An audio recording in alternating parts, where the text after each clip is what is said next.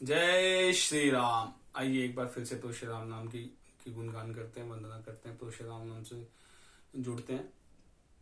आज हम विषय लेके आए हैं कि तुलसीदास जी, गोस्वामी तुलसीदास जी कैसे बने, उन्होंने इस महाग्रंथ रामचरितमानस की रचना कैसे की और हम सबको एक इस दिव्य ग्रंथ के साथ कैसे जोड़ा और कैसे तुलसी राम नाम के बारे में हमें पढ़ने का, जानने का सुअवसर प्राप्त हुआ।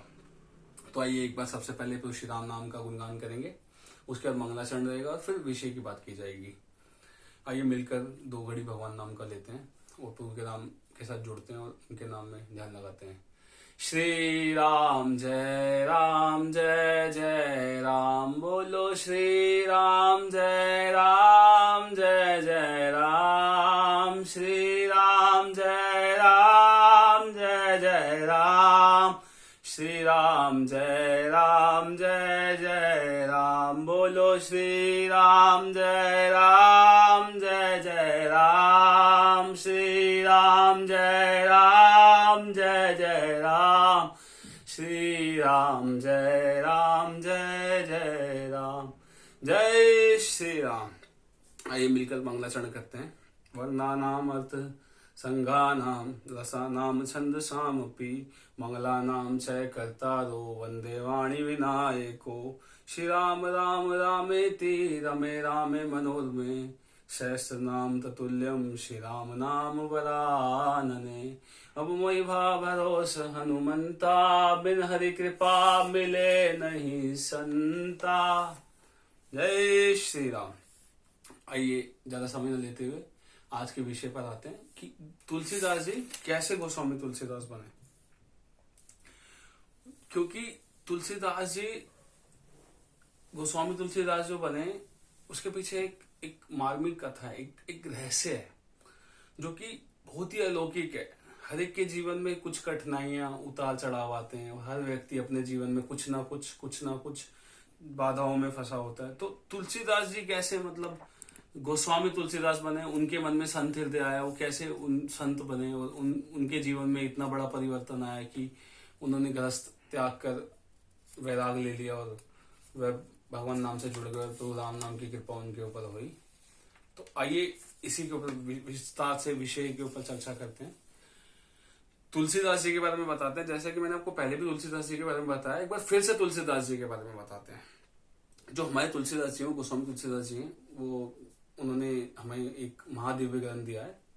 तो वह गोस्वामी कैसे बने और उनके पूरे विस्तार से बताते हैं आपको। जो तुलसीदास जी हैं हमारे, वो संवत 1583 ज्येष्ठ शुक्ल पक्ष के त्रयोदशी वाले दिन, गुरुवार के दिन, उनका पंडित दीनबंधु पाठक की पुत्री रत्नावली के साथ विवाह होता है।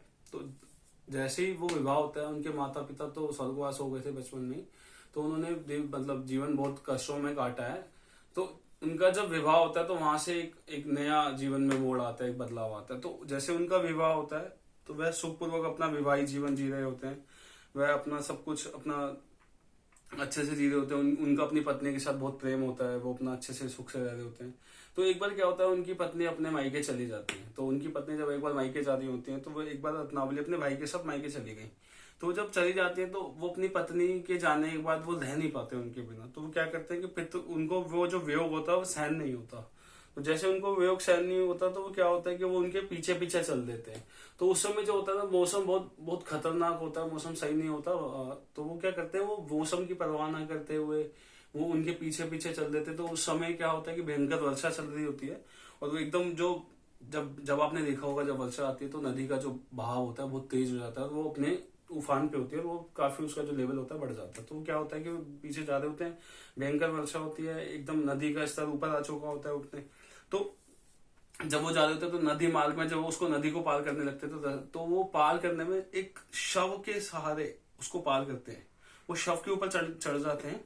उनको ये भी बोध नहीं होता कि किसी में शव के ऊपर से जा रहा हूँ। फिर जब वो उनके घर के पास पहुंचते हैं तो वहां एक सांप टंगा होता है। सांप को पकड़ के चढ़ जाते हैं और उसको दीवार को लांग जाते हैं, जबकि उन्हें वो रस्सी समझते हैं उसे। उस समय उनको मतलब अपना मोह खो देते हैं। उन्हें लगता है कि अब सिर्फ एक ही टारगेट है, सिर्फ मुझे अपनी स्त्री मतलब अपनी पत्नी से मिलना है।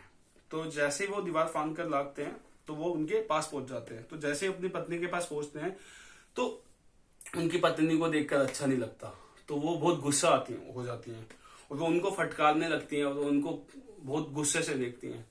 तो जैसे ही वो अपनी पत्नी के समक्ष पहुंचते हैं तो उनकी पत्नी गुस्से से देखकर उन्हें कहती हैं, दो पंक्तियां गुनगुनाते हैं जो उन्होंने उस समय उनकी मतलब पत्नी ने तुलसीदास जी को कहा। लाज ना आवत आपको दौड़े आए हूं नाथ, धिक धिक ऐसे प्रेम को कहाँ कहूं मैं नाथ। वो कहते हैं कि आपको इतना भी शर्म नहीं आई कि आप मेरे पीछे पीछे ही आ गए। और वो कहते हैं कि रत्नावली कहती हैं उनकी स्त्री कि आपको इस अस्थि चरण मेरे मतलब देह से प्रेम है कि आप सिर्फ मेरे शरीर से प्यार करते हो, आप मेरे सिर्फ इतनी इतनी तेजी से मेरे पीछे पीछे आ गए। वो कहते हैं अगर ऐसा ही प्रेम आपको प्रभु श्री राम के साथ होता, भगवान राम में आप जुड़े होते, तो आपकी जो प्रीति है ये मिट जाती।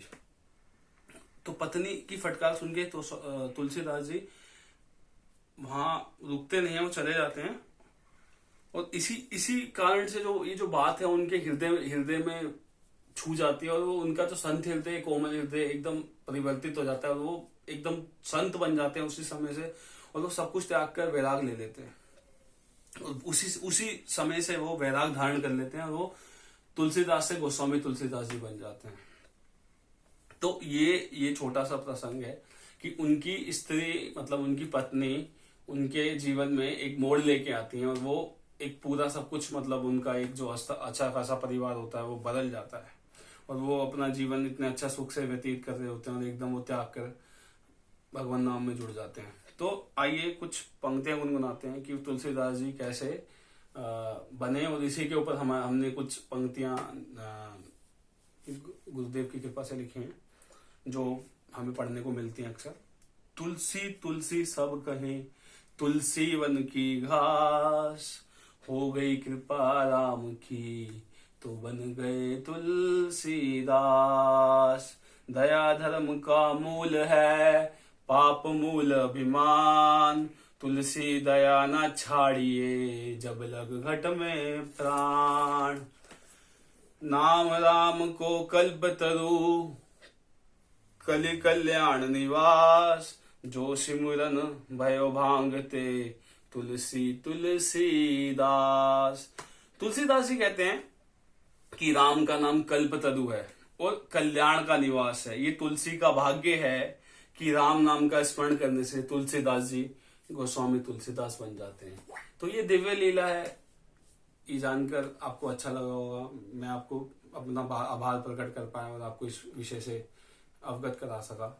जय श्री राम। मैं ऐसे ही आपके साथ जुड़ा रहूंगा। कृपया मेरे को अपना समय दें और मेरे चैनल को सब्सक्राइब करें, लाइक करें और मेरी वीडियो को देखते रहिए। जय श्री राम।